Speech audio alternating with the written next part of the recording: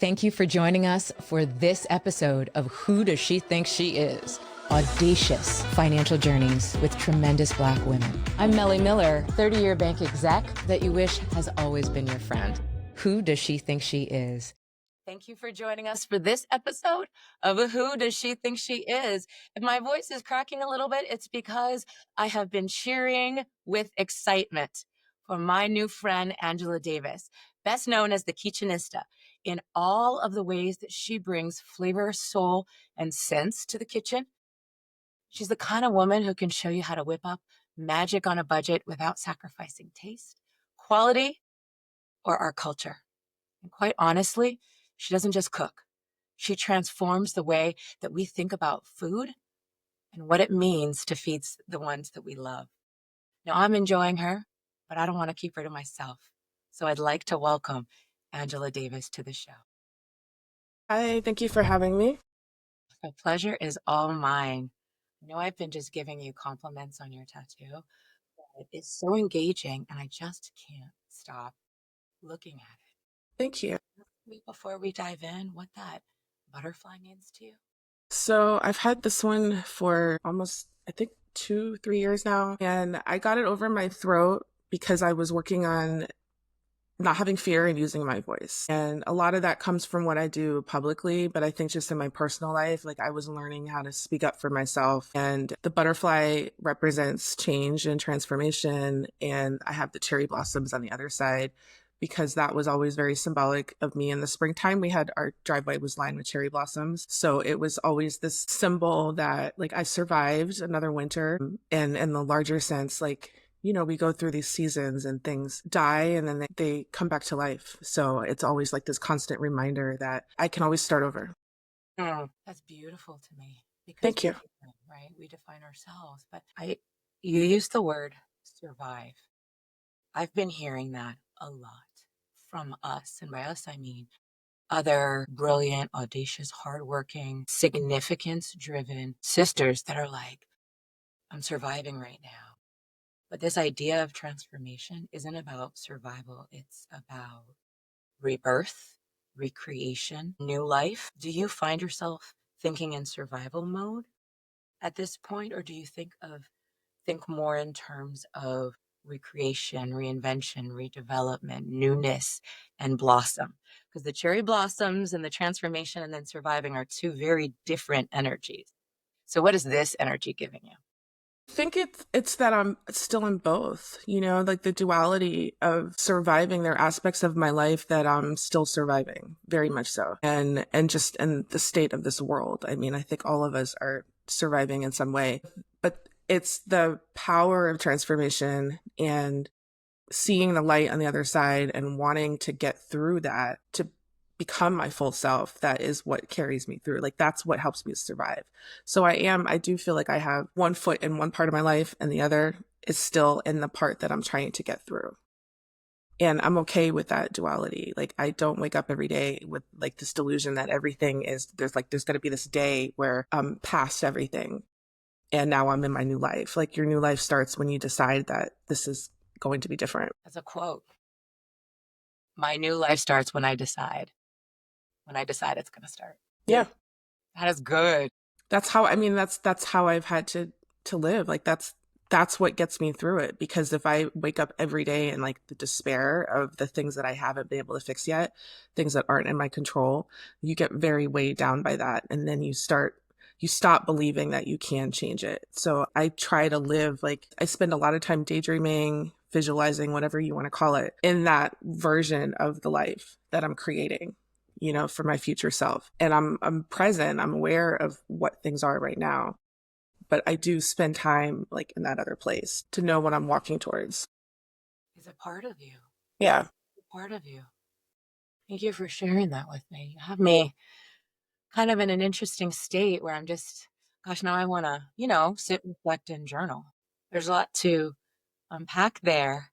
And there's just a ton of questions that I want to ask. The first question that I want to ask is based on the tattoo and you and your identity.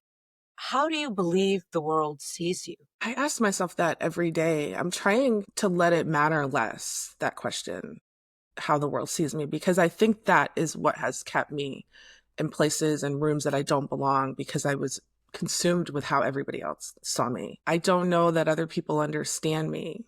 I think that I have like this deep desire to be understood. Hmm. And I'm trying to navigate my life currently, maybe not understanding myself fully yet. Like I'm still discovering who I am at this age. A lot of the masks that I've been carrying I've taken them off, and I'm getting to know me again. So I don't know that anybody can understand me before I understand me. So that's where I'm at with it. I think people perceive me based on what I'm doing, based if it's my talent, if I'm cooking, if I'm writing, whatever I'm choosing to share is how they perceive me. But it's rarely all of me that you're seeing at once. Love it. And I think it's important to recognize that, right? We're not all walking around out there as 100% complete humans. Right. And when you may appear that way to the world because of what you're doing that's garnering success, there's a lot of assumptions that can be made, or a supposed to energy, right? Like that compelling, I'm supposed to. I think it's so important for others to hear that too. And I really like that you are comfortable enough to share that. I needed to hear it as well. So, this idea of you stepping into the world as a chef, as an author, blogger, culture curator, our culture, our households are very much anchored in food.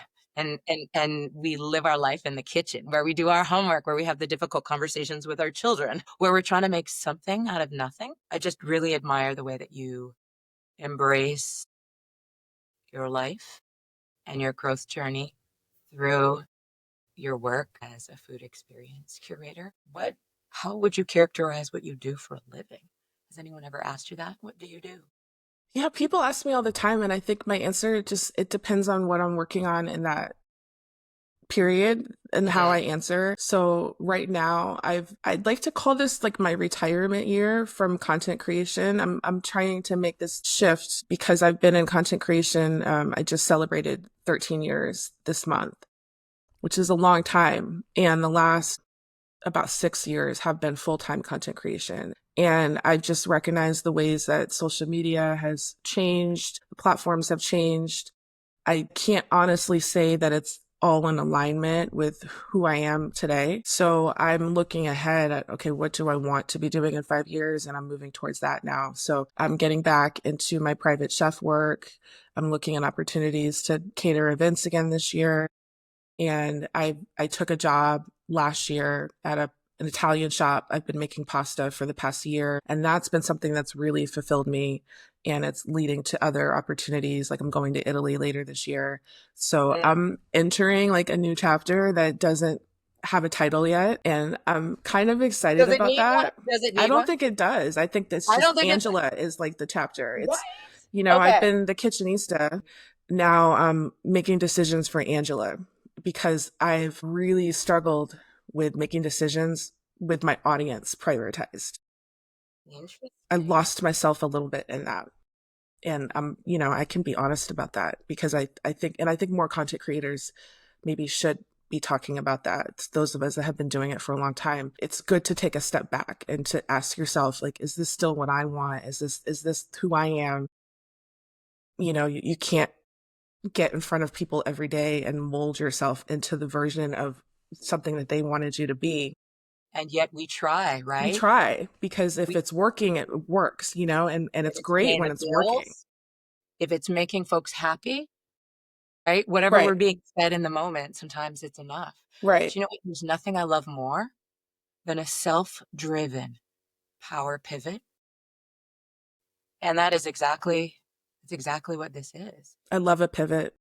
Making decisions for Angela and not the Kitchenista. I had to remember why I started all of this to make a decision for myself that the life that I was living, I was in a corporate world, wasn't in alignment anymore. And okay, new direction, new work, new everything. And I made that shift. But it's been more than a decade now. And it's like, okay, it's time for something else. And I had to really struggled with these decisions over the last year or so. I knew that I wasn't happy. It's not that everything was falling apart. It just wasn't feeling right anymore. It's not making me get up. I'm not excited to do what I was doing. And as soon as I start getting those feelings, like because I've been through this before, I recognize that, and I don't suppress it anymore.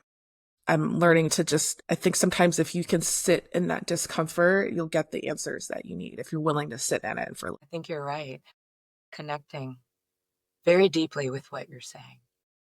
Spent 30 years in a career that I didn't enjoy, but I knew what the purpose was.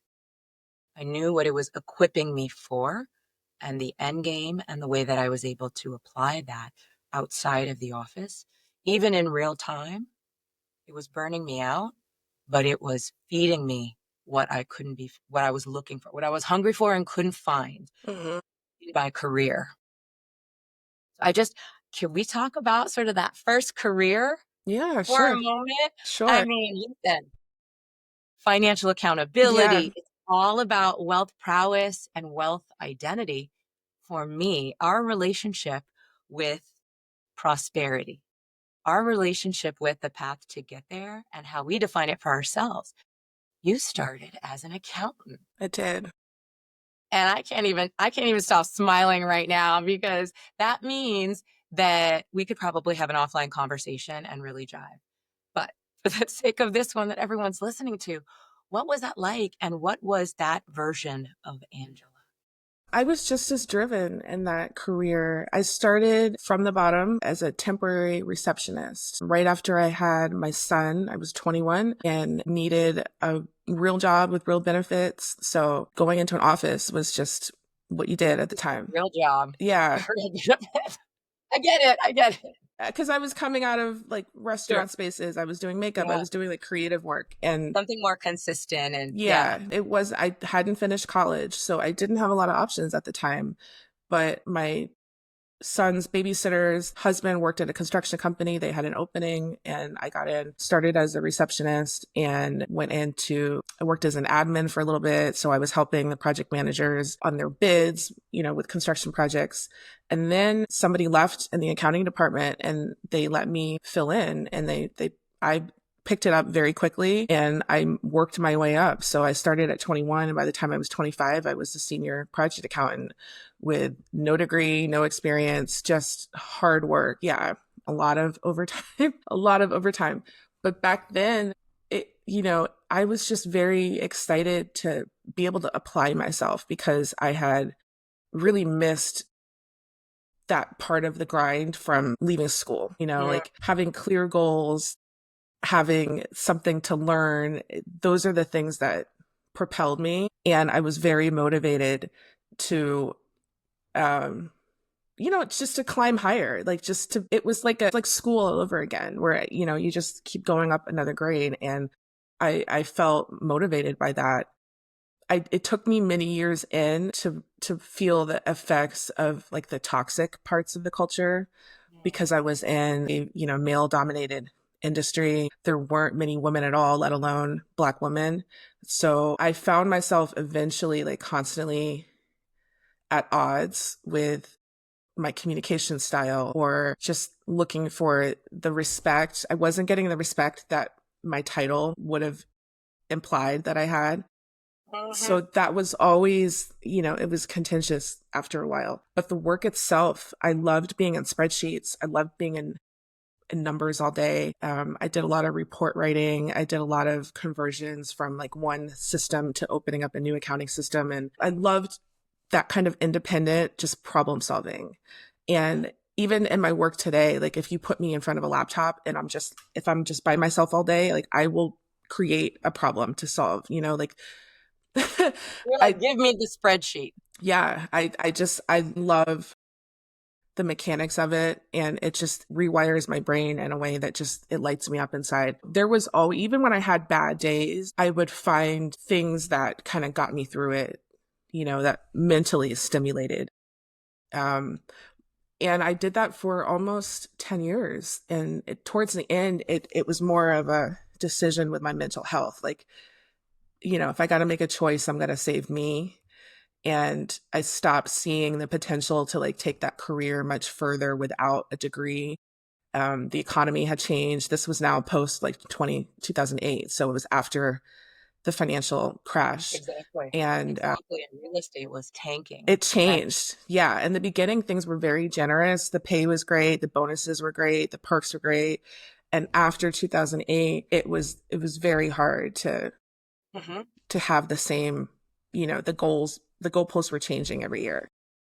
So all those things that were motivating you are no longer present, right? The ability to step up in your career, even the enjoyment of building and having a degree of respect. One of the questions that I often will ask is, has there ever been a space where you did not feel that your talents were welcome? And you're talking about it right now, that your title wasn't recognized. Yes, definitely. In some of those rooms, the thing that stands out to me the most was being coached or even lectured or reprimanded for the way that I responded to men specifically. It was just so hypocritical Ooh, give me something. Give me an example. because I would, it's like everything had to be sugar coated. Everything, you had to say things nicer. You had to just, make sure it doesn't have a tone to it. And it was hilarious to me because I worked with men that had full blown temper tantrums, like throwing And phones, got cursing away with people it, out, right? slamming doors. But if I didn't add something that to make my email sound nicer, then I was being rude. I carried a lot of that. Like even now when I'm composing emails, I don't know if it's like a millennial thing. Like it's just like this compulsion to add an exclamation point or an LOL at the end of something because you don't want to sound rude. And The smiley the face. smiley face, it's always something. And it took me years to undo some of that because now as representing myself as a business person, I don't feel the need to do that. I like to be very direct. Like this is like, this is the information. I think that way. And part of that is just me as a neurodivergent person. I don't Mhm. putting things through a different filter than the other people that might be on the other side of that message. So now we have different tools. I love, honestly, it's one of my favorite things about using like AI or ChatGPT because it's helping me say things still professionally, but like I can run it through like, is the tone okay here? I didn't Yeah, or have what that is the check tone? when I when I was 25. But yeah, I think that was like one of the things that stood out to me the most was just always being coached about how I was talking to people. And I took the criticism to heart. There were times when I know my boss was right, but then there were other times I'm like, why am I the one sitting in this office? I have experienced what you're sharing so many times that I can't even quantify. 30 years in my career. And it wasn't until about 10 years ago that I finally realized that I had a system. We build a system, right? Like you're telling me sort of how you address it now. But there are folks out there that are just entering the workforce that are experiencing this because it still exists. Uh-huh. And they're trying to figure out. So your strategy of leveraging ChatGPT, chef's kiss. That's so good, right? Let me just double check. My strategy is when I'm physically in person and I'm hearing the feedback, I am a I'm a deeply emotional connector. I'm an empath. So as I'm hearing it, I give myself one additional layer before I before my heart processes. So I will just write down everything that they're saying while they're talking. And then I ask for a moment to process and I look at it. And here's what it enabled for me. It gave me an opportunity to look at something on paper instead of taking it straight out of the mouth of another human so that I can kind of ease that emotional transition for myself. And then I would read it and I would be reading things. If you just look at it in words, I'll give you an example. Tell me if this resonates. Millie, you're always sharing with people what you're doing and asking them what they're working on. Nosy and in everybody's business. I'm hearing productive, collaborative, wants to be supportive. Mel, you're always working so hard and reporting the data in meetings like you're trying to show off. What I'm understanding that to be is results driven and honoring the objectives of the organization. You know? So when you look at ChatGPT after you've written a message, you're basically doing the same thing, but putting it through another filter. And it's like, have I hit the desired message in an appropriate way where they can receive it? I Yeah, I love like this. that. Especially, I like how you said you give yourself a minute to process, because that delayed processing is very real. Right?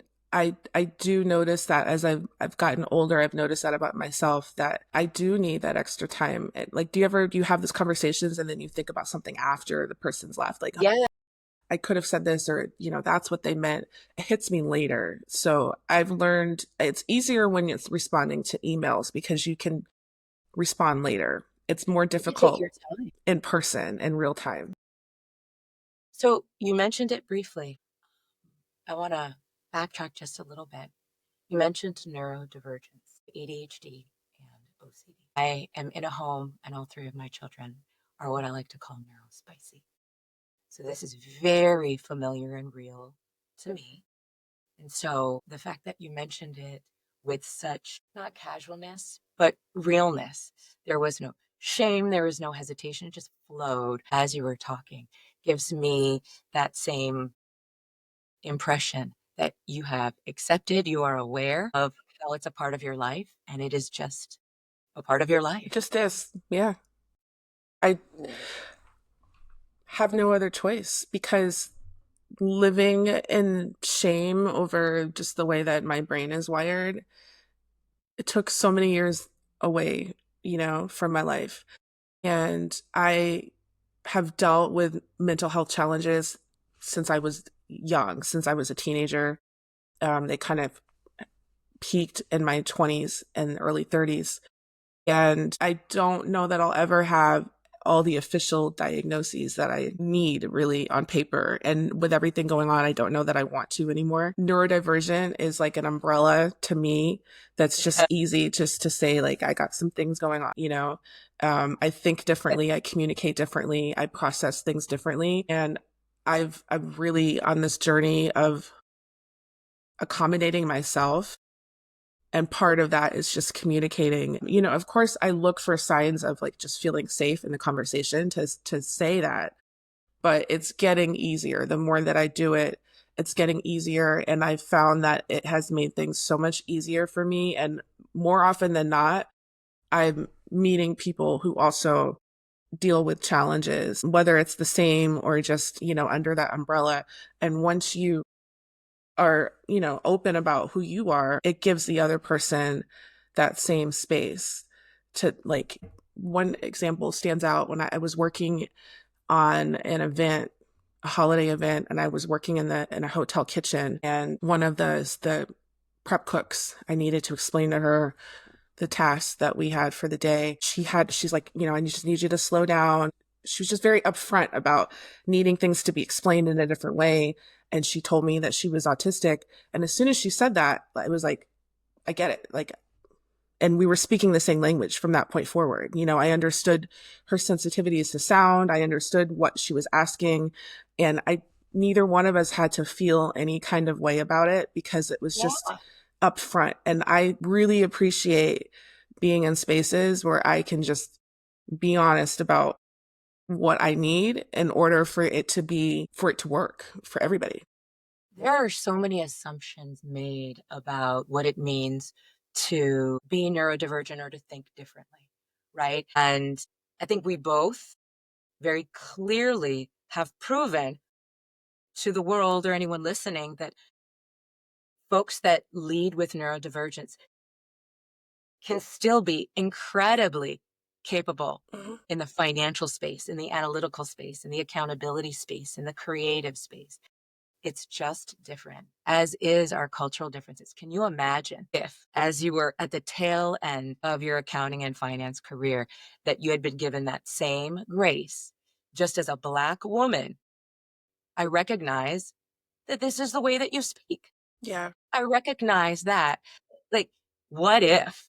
I might still be doing it. Who knows? If I had known then, just let me be at my computer and let me work on these spreadsheets, but I'm probably not the person that needs to be on the phone all day with customers. Like, just knowing things about myself helps me know, even what opportunities to take now. Exactly. Exactly. If you know who you are unstoppable. You're unstoppable because you can make decisions anchored in that.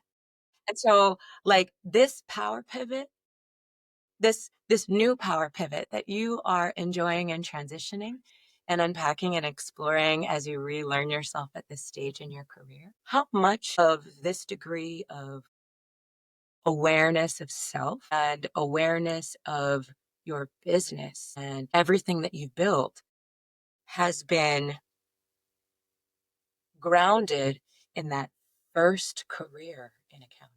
I mean, I think everything I do now was built on what I learned. You know, it's some of the lessons I had to learn again in this chapter, but I think just knowing that I'm capable of coming into a field without any experience, without any network, and going as far as I took it the first time, I knew when I started in food that I was capable of reaching new heights in that way. And I didn't have to come in with any kind of credentials, that I was going to make my own path. I was going to make my way. I was going to learn what I needed to learn, and that I was going to change my life again. I knew that from the beginning. And it's not to say that I never have days where it's like, wow, like this sucks. This isn't working. I want to give up. I want to start over. Like this, I don't know what I was thinking. I definitely have those days, those months even. But for the most part, I see like this upward trajectory of where I started. And I know that it's just like, I don't even need a map. I'm just going to get in there. And if I can just have a skill to learn, I will turn that skill into something. She said, I don't even need a map. I just need a skill. Just point. I got you. Just point, just give me a skill. I will teach myself. I will learn. I will self-initiate. And there's a journey I'm going to advance. So you are a self-taught, or you were a self-taught accountant, and you're a self-taught chef. And I can't even imagine what it must have felt like to have everyone in the world essentially watching this journey of you exploring tastes and flavors and becoming a chef on camera. Like, it wasn't this, perfectly curated, and then suddenly you're on screen and you're like, ta-da, I know what I'm doing. You taught yourself and let the world watch you. Yeah. That takes courage and maybe something else. So what? Maybe a little delusion too. I A little mean, a healthy amount of delusion. a healthy amount of delusion, but everybody loved it, appreciated it. Yeah. But what were you thinking? I was thinking like, I just wanted to do something for myself. In the beginning, it was just like, I really just want to take this creative journey, because in the beginning I had my job still. So the first couple of years, I didn't expect it to go where it did. It was truly like this passion project on the side. I was still working long hours and I would cook at night. When I lost that job and I had to make the decision, like, I'm going to pursue this for real, I moved home, I gave everything up, and I started over again. That was a turning point for me, where I was just like, I'm going to go hard and I'm going to learn everything I need to do. And I'm going to figure out how to make money from this, because I didn't want to go back in the office having 2 kids. I didn't want to repeat the life that I had with just being pulled in so many different directions, and not having any kind of financial security from that, and then still being drained at the end of the day. So I said, if I'm gonna work myself, to the bone, at least I need to do it something that I enjoy. So that was like the starting point with choosing food. But it was a lot of pressure, because I've never been an extroverted person. I've never had any desire to be on a stage, performing, and that's what it became. So I found the confidence and like the skill, and somehow that enabled me to just like put on blinders. I saw social media at the time as a tool, because it was an entry point where there was no other way for me to start in this career. I couldn't just walk into a restaurant and ask for a job. I didn't have the ability to go to culinary school when I started. But blogs were working at the time and anybody could start a blog. And part of the journey was the learning. So I was just open about like, I'm learning this and I'm sharing what I'm learning. So I think it took away the expectation in the beginning that this was going to be perfect. You know, like I set that expectation from the beginning that like, this is something that I'm learning how to do. And I'll teach you how to do it as well. Like, so I took my readers along on the journey, those first, 5 to 10 years. Everything that I learned, I was also teaching. You have an incredible online community. Incredible. I this conversation helps me understand that you're more of an introvert and not seeking the limelight. It is also the case that you are so incredibly dynamic on camera. Thank you. And so that is a surprise to learn about you. Whenever time I tell people this, like I don't know if people don't believe me, but being seen is still probably one of my biggest fears. And it comes and goes in intensity. I think it's been something that I've really been trying to climb out of in the last couple of years, because things online did change for me, where I didn't feel the same safety and community that I did in the beginning of this journey. And it took me a minute to want to be back on camera. I still struggle with it in my work because I much prefer just to be cooking, like doing the thing that I really like concentrating on the actual job at hand.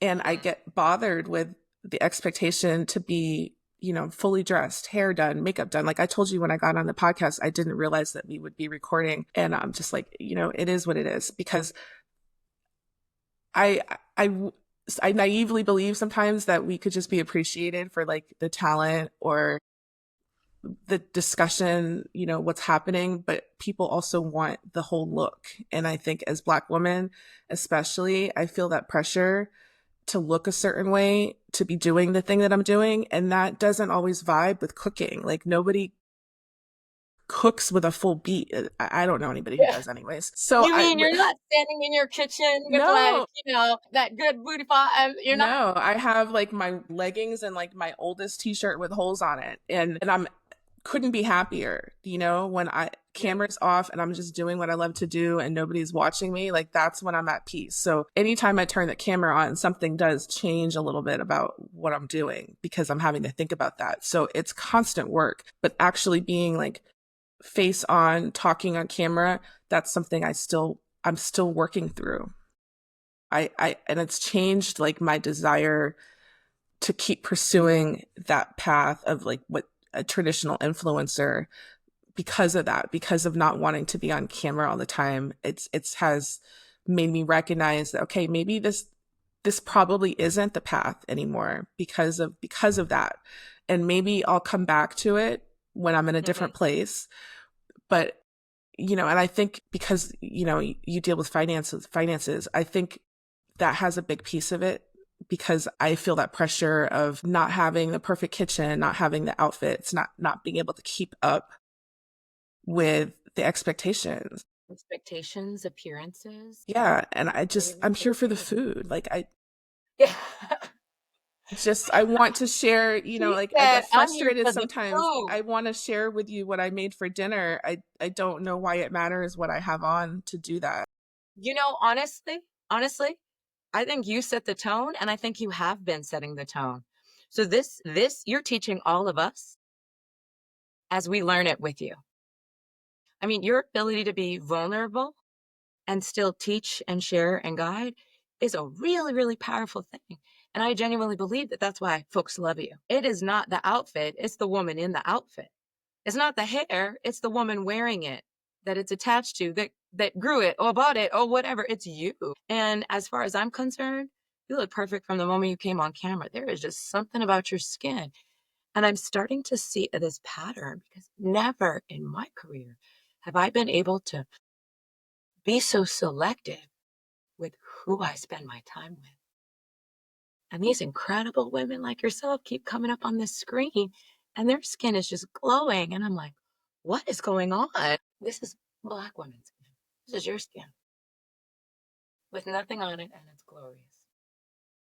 It's just absolutely glorious. I say that not because I think you need to hear it. I say that because it makes me feel good to recognize something I appreciate, to say it out loud, and to make sure you know why I'm staring at. Thank you. I appreciate that.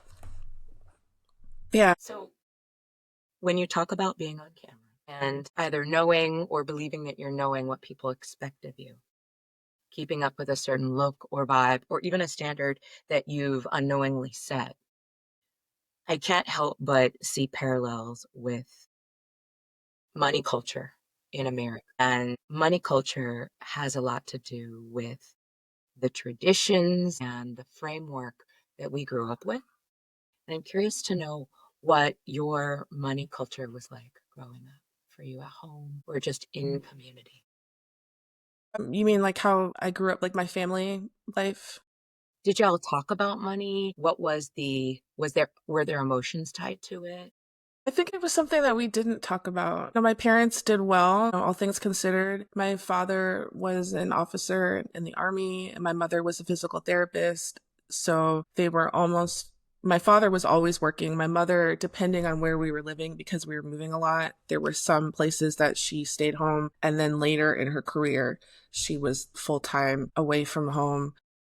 We were always provided for, I stopped shy of saying spoiled. Maybe by other people's standards, we were spoiled.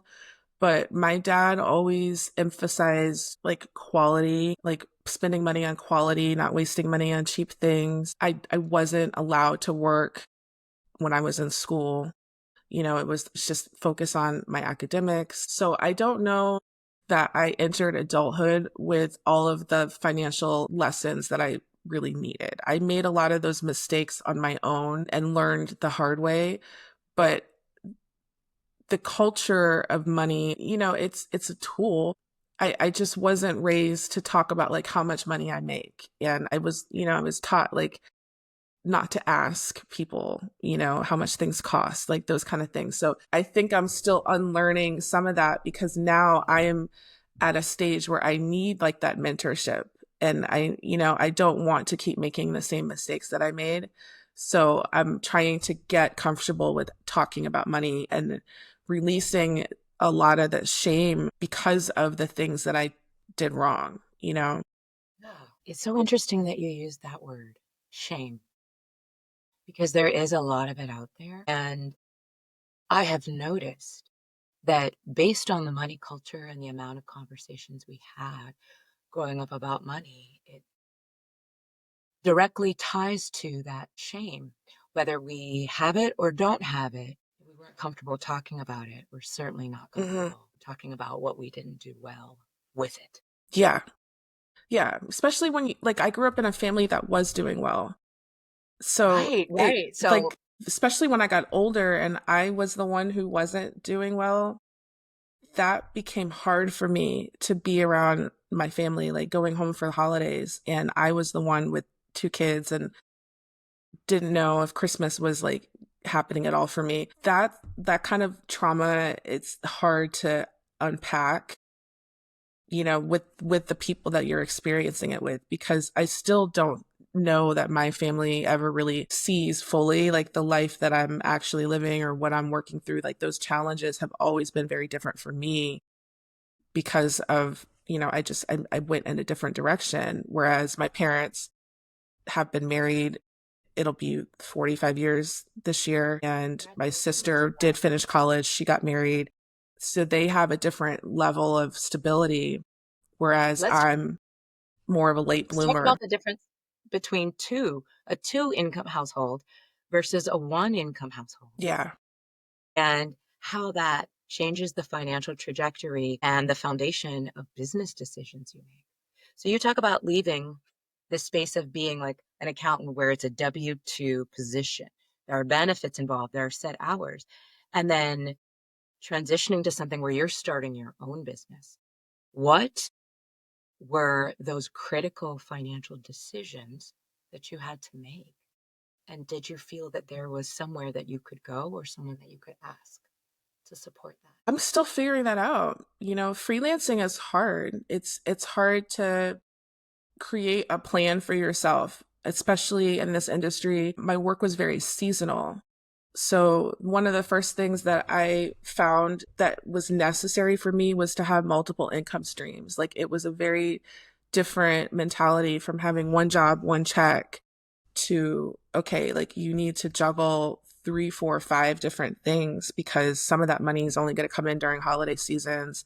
Some of it is consistent. Some of it might just be one big hit in the middle of the year. And that is a constantly changing journey. So I think that's another reason for like my pivot at this stage, because I learned that when I get too comfortable in one area, I'm usually letting something else go. And then when things change, like as like with the economy changing now, you have to be able to plan around that. So with food being a luxury expense for a lot of people, just, when the economy tightens up, people pull back from what they're ordering, what they're spending, subscriptions. My subscription model has become a big part of my work now.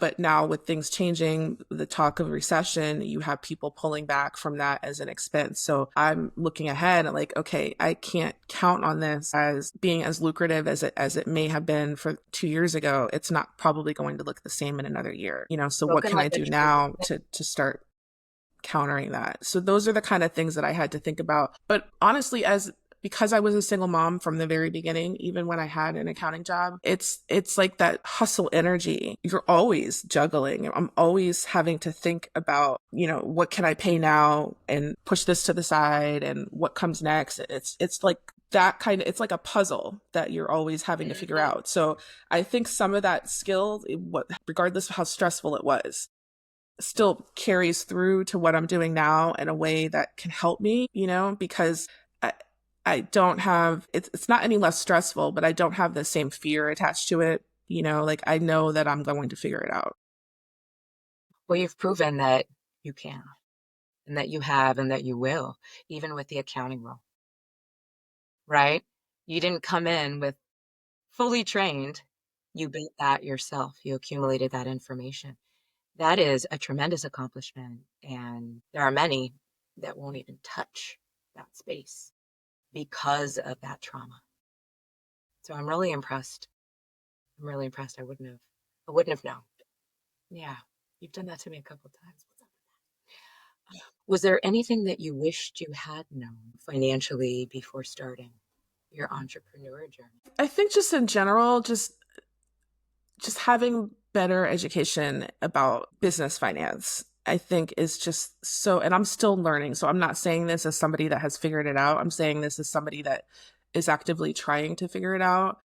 It's would have wanted more guidance on keeping like business versus personal separated, even coming from an accounting background. But the work I did in accounting was so different than managing like what I'm doing now, that some of the things helped as far as just learning how to keep reports or spreadsheets, like the general tracking of the information. Like I get that part, but actually living it when in a field like this, where what I'm doing is completely enmeshed in my personal life as well, it's very challenging to untangle that. And I think I would have just wanted, like I said, I do it without a map. I would have liked the map for that part. You were like the financial map. Yeah, I would have liked the map for that part. I think it's easy to sell something, not easy, but like anybody can sell something, but to know what to do with that and how to make something grow from what you're selling, two totally different things. And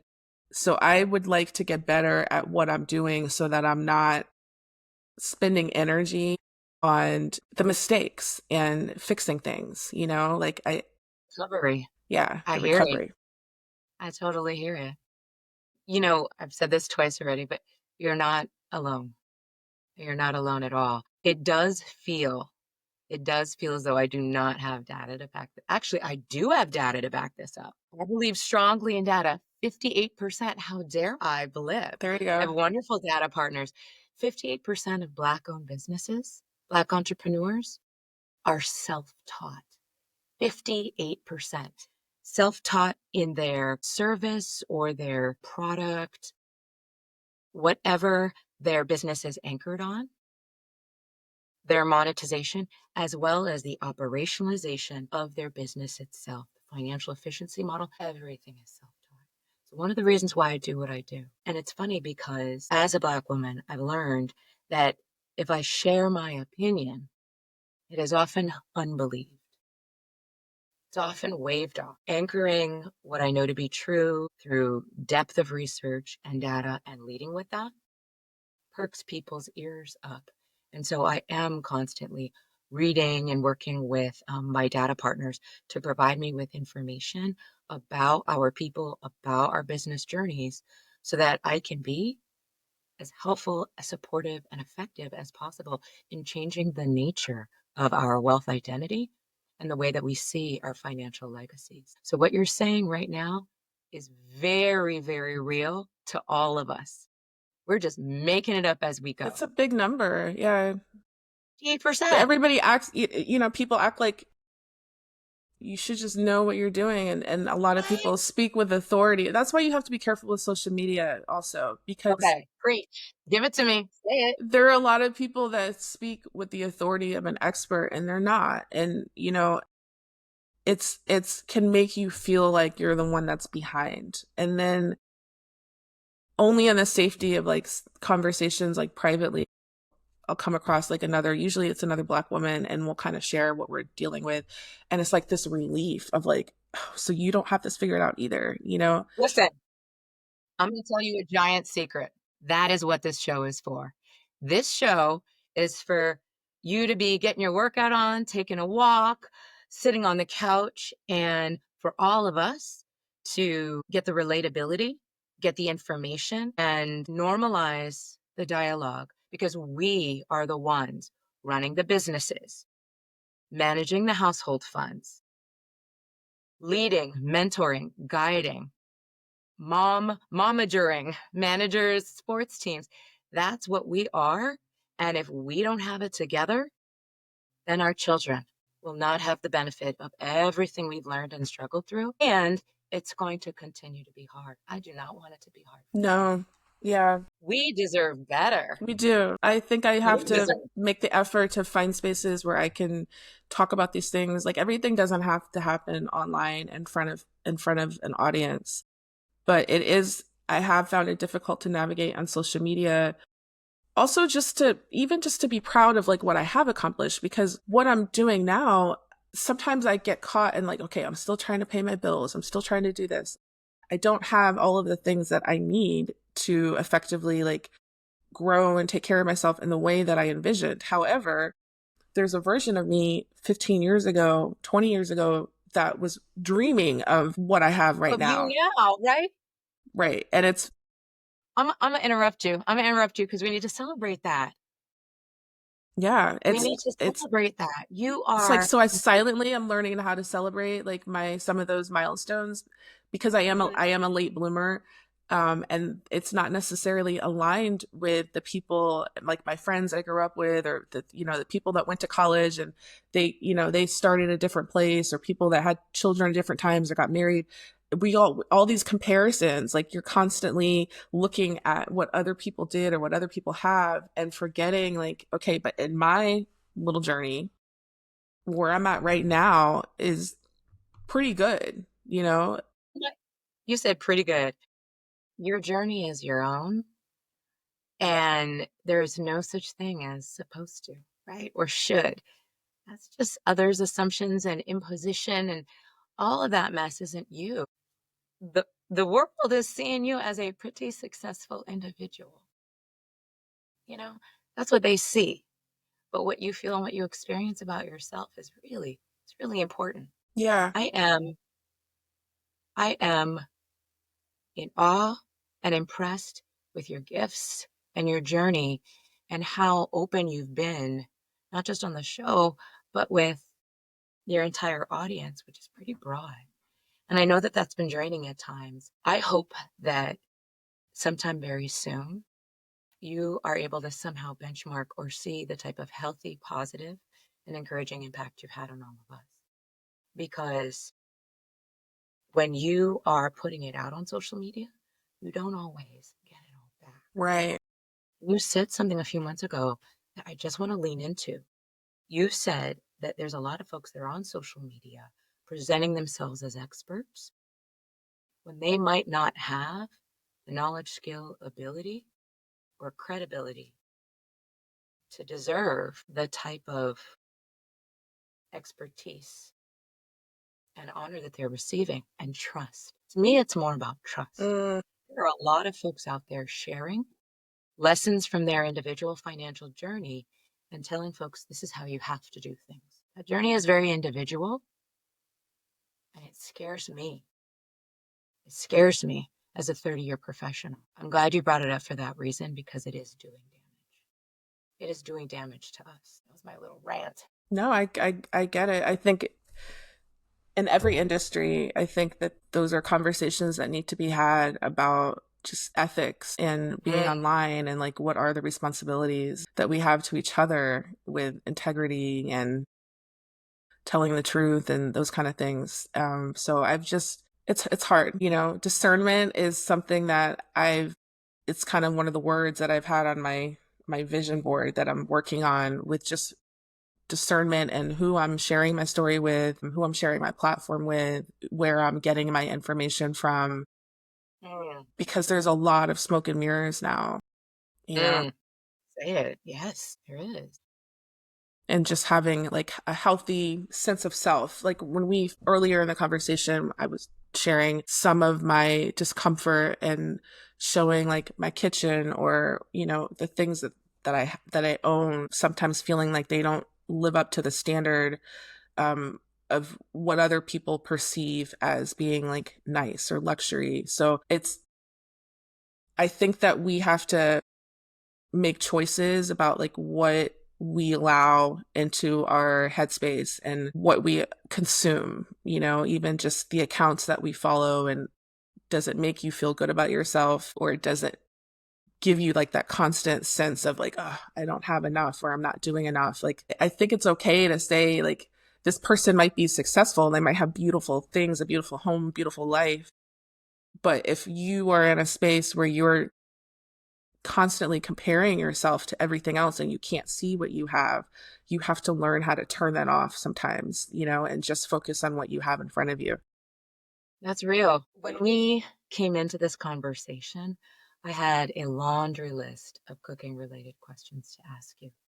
And it's super funny that I've ignored all of them, because this self-exploration journey and this powerful pivot that you're right in the middle of, and that you're experiencing, the fact that you agreed to speak to me while you were in this process, when you're taking a giant step back from this type of front of show, on screen vibe, I value it, and I value you, and I do not take it for granted. And in so many ways, I think I just decided to not ask you about that, because you're already moving on to something new. You're in your what is a butterfly when they're in the little Cocoon.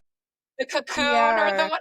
That's what I call Okay. my kitchen, the cocoon, because I've been like locked away in my kitchen for more than 10 years now.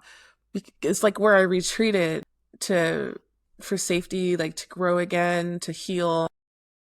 So where And is that new safe space? yeah, it was my safe space. And only in like the last year or so, I'm just like, okay, I'm ready. I'm ready to like spread my wings now. I'm ready to leave the cocoon. It's scary. It is scary. Even like people think that because I've been doing something for so long that I don't have a lot of these doubts, but every time I enter a new chapter or start a new project, still I'm standing in front of an audience, you know. It's those same doubts go through, and I have to process it and push past that to learn something new in front of people, you know. And you don't start out at the top when you start something new. Like, you start out learning from the bottom, and that can be intimidating when you've already built an audience.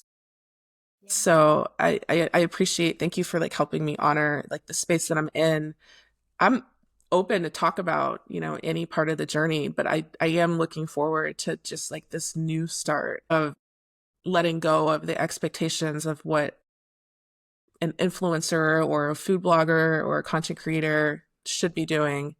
I think I'm just realizing that a lot of that doesn't feel like it's for me anymore. And I'm saying that with grace, that there are thousands of content creators now. And if they're happy to do it, then I'd rather spend my time amplifying the work that they're doing and find something that's really like aligned with who I am today, because I've done this part of the journey. You know, like I was excited about content creation when I was in the thick of it. And now I'm more excited to be back in somebody's kitchen, spending my day cooking, doing meal prepping, having time to write books, having time to travel, having time for myself again off camera. You know, it's a big sacrifice to put so much of your life on camera or in photos and to document everything that I'm cooking, everything that I'm making, to turn it into a lesson. It's a lot, you know, and it became the work, like learning the skills and just documenting what I was making every day became the content. It doesn't leave a lot of room outside of that to grow beyond it. You know, it's very easy to get stuck on that hamster wheel of having to create, because now I'm creating just for the sake of making content. I've outgrown it. You've outgrown the cocoon. Yeah. So I'm so grateful that I'm so grateful for this conversation. Transition can be very emotional. Transition can be draining. And the process of self-discovery oftentimes is best done alone.